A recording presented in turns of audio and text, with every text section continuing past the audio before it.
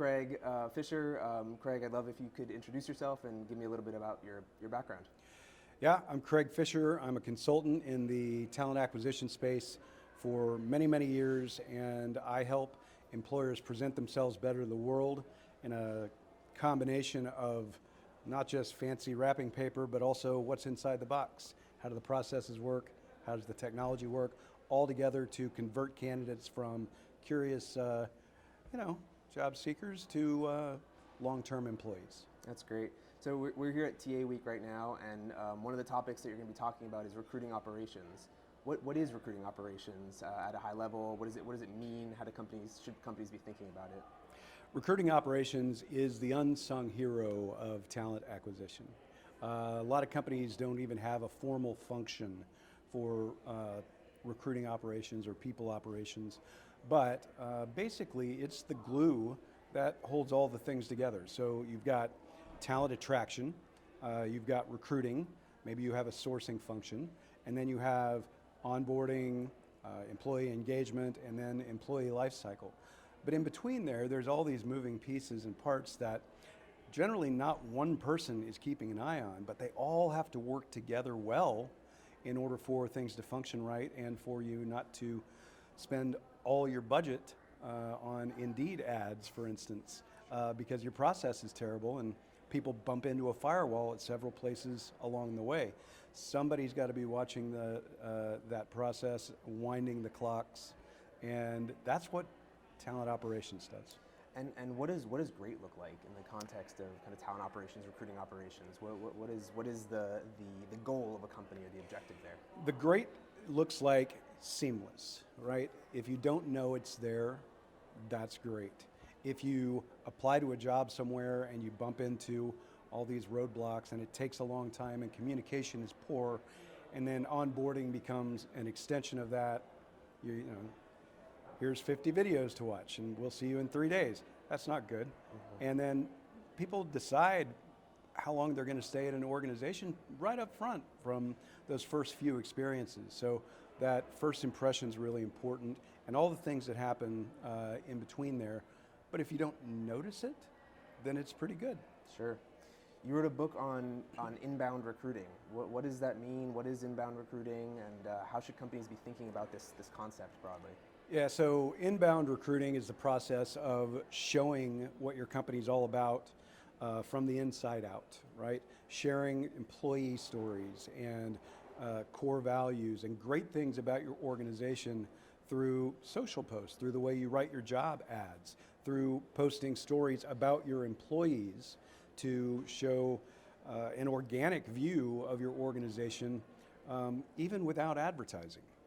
Basically, you're just showing the rest of the world what a great place it is on the inside of your company. And then what is the impact of that? If a company's doing all of the things that you just laid out and is really thinking about inbound recruiting, what would the expected impact be for the organization?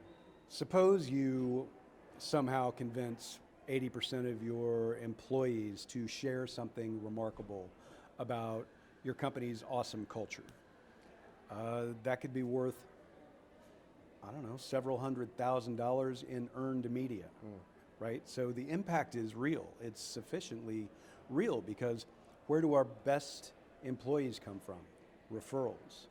How do you share organic content? Through your employees so we can get referrals, right? And if you were to pay for that versus just say, hey, if you want to help attract more awesome people to the organization like you, we'd love for you to help us. Here's a way to do it. Here's some training if you want it.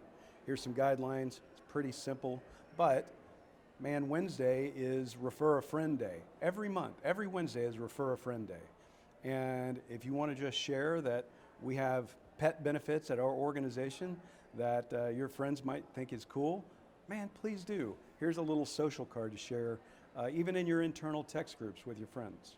I love that. And do you think that the trend is moving kind of more towards that broadly in talent acquisition, or what are some of maybe the blockers that prevent companies from really doing this well? We kind of peaked a few years ago when social media was kind of new and shiny, and then kind of went back the other way a little bit as we got sort of more platforms, and then companies had too many choices. pick one, right, and focus on that. And you know, the blockers become, where do we go? We can't be everywhere at once. Don't need that. Pick one place, try it, do some A/B testing. If you get some traction, do some more of that, then start on another, right? It could be Snapchat, it could be Spotify. It doesn't really matter where you're sharing awesome things about your organization. Podcasts are great. But the other thing is, if you're showcasing your, let's say, hourly workers, and you're asking them to do some, sharing of their own, does that constitute work? Do you have to pay them for that? This is sort of some of the legal hangups that companies trick themselves into thinking is a reason not to do it. And that's not a good reason not to do it. Most employees voluntarily will share great things about their company if they love working there. And what's your advice to a company that has interest in pursuing these initiatives but isn't doing it yet? How should they get started? Yeah, one step at a time for sure, right? Boiling the ocean is hard, but boiling a bucket of salt water, that's easier. Sure. So here at the event, you're talking a little bit about the TA trifecta. I think I got that right, and how it relates to ROI. Can you give the high-level summary there? What is the TA trifecta? How does it relate to ROI? Maybe how do you think about even measuring ROI in that context? Right. So when we think about recruitment operations, it's not just one thing. It's not just processes, right? It's technology. It's the processes around the technology, and then it's the people that help share the message once the process is smooth and seamless. And so all the things working in concert create this sort of utopia where candidates can easily glide through your application process, communicate, get scheduled to interview, and get an offer and get onboarded easily and quickly.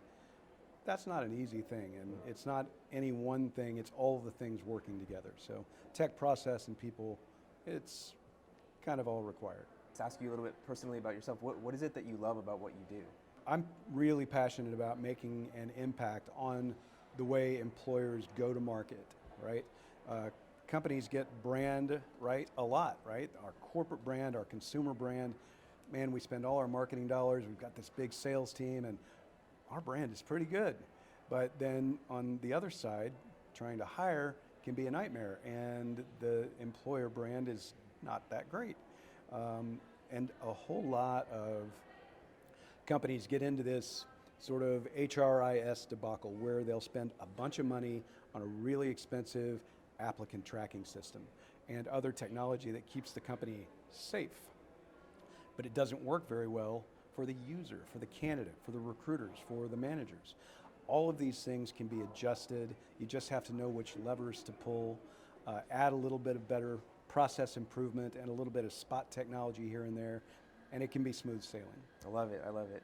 So let's imagine that there's some high schooler or college student out there, and they see this video at some point, and they really like what you have to say, and they say, you know what, I want to pursue that as my path, my professional path.